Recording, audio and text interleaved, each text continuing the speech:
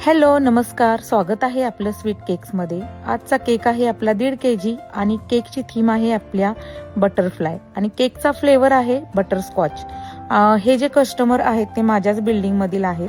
त्यांचा ह्याच्या अगोदरही मी केक बनवलेला आहे आणि आजचा केक आहे तो त्यांच्या मुलीचा बर्थडे आहे, पहिला बर्थडे आहे आणि त्यांनी मला ही ऑर्डर दिलेली आहे। ह्याच्या अगोदर मी त्यांचा केक बनवलेला आहे बेबी शॉवरचा आणि त्यांची ही दुसरी ऑर्डर आहे। त्यांनी मला ही डिझाईन दिलेली आहे आणि मला असा सेम केक बनवायचा आहे।